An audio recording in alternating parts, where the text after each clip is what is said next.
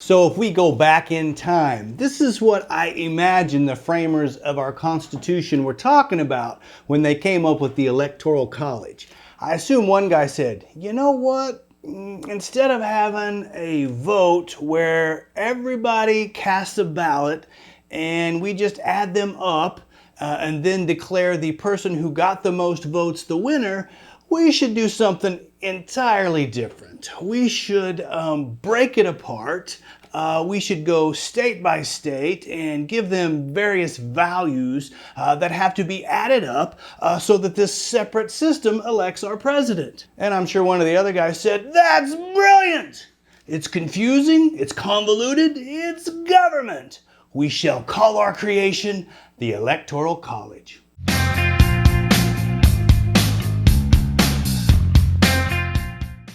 My name is Joshua Roberts, attorney at law, and you are watching Lawyer Up. Today we're going to talk about the Electoral College, the way that we go about electing our President of the United States here in the U.S. We're going to talk about what the Electoral College is. We're going to talk about where it came from and why. We're going to get specifically into all of the various details of it, and then we're going to look at the proposition or the idea that the Electoral College could be tossed out in favor of a straight vote count or a popular vote count to determine the President of the United States. If you enjoy this video, hit that like button. If you got something to say, comment below. If you want to learn more about legal topics, subscribe to the channel. And if you have friends that might like this information, share me on social media. So every 4 years, people have to kind of remember why we elect a president by a completely different means than we elect every other person in the United States. We have to remember, what is this thing that we call the Electoral College? What actually is happening is that when you go into the voting booth, you're selecting an individual, whether it be, say, in this one, Donald Trump or Joe Biden, and you circle in the little circle or you punch through the voting card. What you're actually doing is voting for a slate of electorates who will meet a month later in December, and they will actually cast their electoral ballot, which is the actual means that the President of the United States is chosen. And one of the biggest questions is, why do we have an Electoral College and where did it come from? Well, it goes all the way back to the framers of the Constitution and their discussion about how we should elect a president. The first discussion was that they should just have Congress do it, just have the legislative branch select the president. But then they got into the problem of checks and balances, and it doesn't seem to be fair for the legislative branch to appoint the leader of the executive branch. So that idea got nixed pretty early on in the process. Then they shifted to talking about a popular vote, or just letting the people, the individual citizens of the United States, decide who the president was. There were a couple of different objections there. Number one, people said, are you crazy? You're going to let the people decide who the president is? Well, that's what government does. We should be doing that. They got past that one fairly quickly. But the real issue that came up was that they couldn't reach a consensus amongst the states. Recall, at this time, women couldn't vote, and in the North, while the minorities were free, in the South they had slavery. So they couldn't reach a decision on how and who would be able to vote for president. So the compromise that they came up with was to substitute electors and to vote for the president through an electoral college system. And although the format has changed over time, the Electoral College system is still what we use today in the United States to elect the president. Originally, the way they did it was you had a slate of people running for president, and the person who got the most electoral votes became president, and the person who got the second most electoral votes became vice president. After a couple of times, they realized that that was a problem. Take, for example, the 2016 election. The person who got the most electoral votes was Donald Trump. The person who got the second most electoral votes was Hillary Clinton. So under the original system, Donald Trump would be president and Hillary Clinton would be vice president. After a couple of go-rounds with that and having a vice president that was antagonistic to the president, the United States Congress changed the system, and that was in 1804, to the present system we have today where the vice president is tethered to the president and you vote for them as a ticket or a package when the electoral ballots are cast. So let's talk a little bit about the format. Now we know that the president is a national election.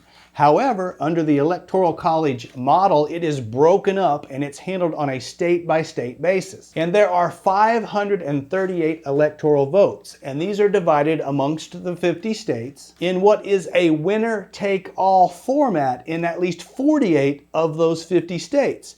And when I say winner-take-all, here's what I mean. Let's say candidate A receives 1,000,000 votes, and candidate B receives 1,000,001 vote.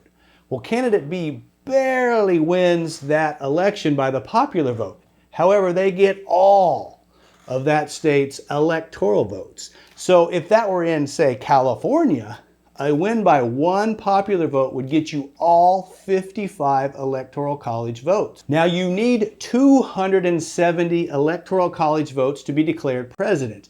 And to become president, you need what's called an absolute majority. You can't just get the most electoral votes, you have to have 270.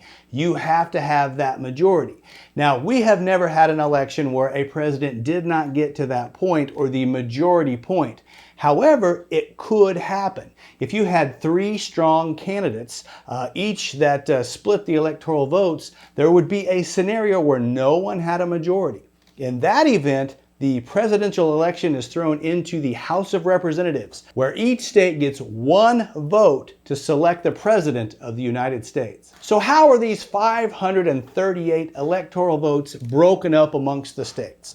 Well, how they do it is they tie the number of Electoral College votes each state has to that state's membership in the federal House of Representatives and the federal Senate. So it's important to do a little refresher on how Congress is set up. Now remember that we have a bicameral legislature, or we have 2 houses of Congress. The first house is the House of Representatives. And each state is represented in the House of Representatives based upon population. So a state with more people in it will have more representatives in the House of Representatives.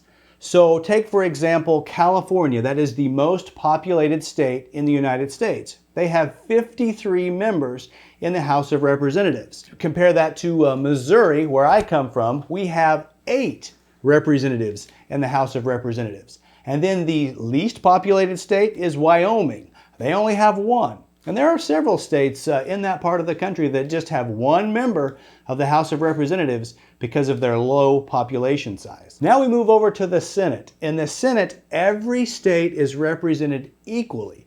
So California, being the largest, has 2 senators. Wyoming, being the smallest, they also have 2 senators. Missouri, 2 senators.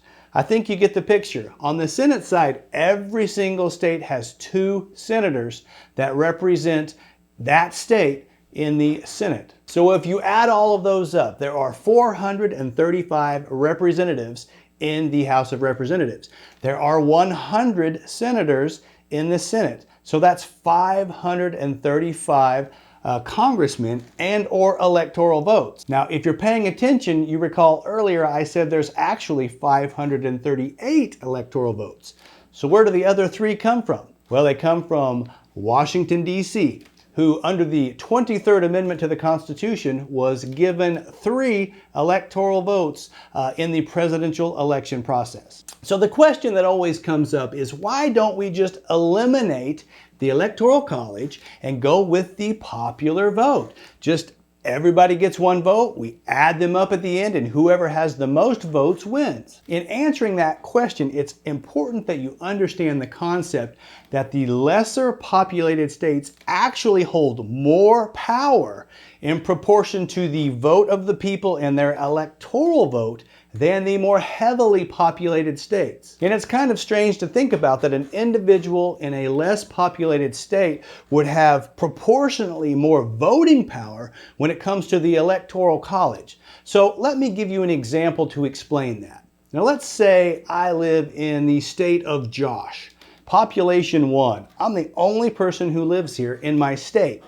Well, by definition, my state gets 2 senators and a minimum of 1 representative. So in my state, my 1 popular vote would equate to 3 electoral votes. That would be massive power for 1 popular vote. So when we switch to a more practical example, let's go back to the 2016 election and look at the voting in California. Now there were 13,800,000 approximately votes cast for 55. Remember, they have 53 representatives and then they have 2 senators, 55 electoral votes. Now, if you divide those 2 numbers, you see that for every 250,000 votes that were cast in California, they got 1 electoral college vote. Pretty good. But let's switch gears and look at, say, Wyoming, the least populated state. In that state, there were only about 250,000 votes that were cast for the president. They only get 3 electoral college votes, but when you divide them, you see that for every about 85,000 votes, they get 1 electoral college vote. That's about 3 times the voting power. In California, you need 250,000 votes to get to 1 electoral college vote.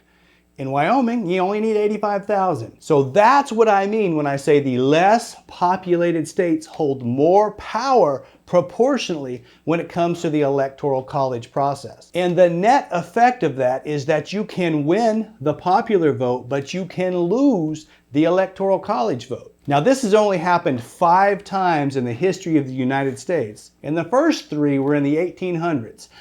So we've kind of forgotten about those because there were no elections where that happened in the 1900s.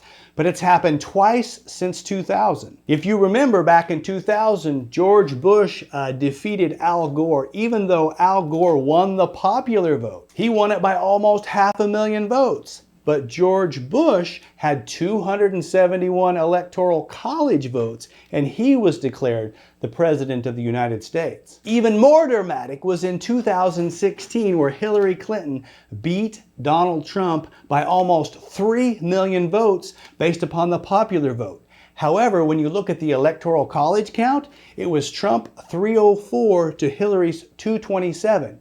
She won the popular vote, but the electoral college vote wasn't even close. Trump won by a mile. So this electoral college concept can have a dramatic effect on the outcome of an election. And you'll hear arguments that, hey, this isn't fair, this doesn't make any sense, we should just go with the popular vote. And it makes some sense. So the question is, will our country ever scrap the electoral college process and go with a popular vote to elect the president? And I'm going to tell you the answer to that is no. And here's why. Because the less populated states would never allow it. To change from the electoral college process, it would require a constitutional amendment. And constitutional amendments must be ratified by 3/4 of the states. So it is highly unlikely that the most populated states are going to convince the other 75% of the states who hold power under the Electoral College to give up that power to the most populated states. It's probably never going to happen. They might convince 1 state, 2 states, 3 states, but are they going to get 75% of the states? Not going to happen. The Electoral College is not going away. For those of you that would like to see the popular vote control, probably the most you could ever hope for is what they call a divided electorate. 2 states, Nebraska and Maine, have departed from the winner-take-all format. There can be multiple electoral votes within that state divided amongst 2 different candidates. So those people who would like to see the popular vote control the presidency, probably the most they can ever hope for is that the country would move more to this hybrid model where the electoral college vote more closely reflects the popular vote of the citizenry of that state. So like it or not, the Electoral College is here to stay. If you enjoyed the episode, hit that like button. If you got something to say, comment below. If you want more content like this, subscribe to the channel. And if you have friends that might enjoy this type of content, share me on social media. My name is Joshua Roberts, and you've been watching Lawyer Up. Send lawyers, guns, and money. Dad, get me out of this.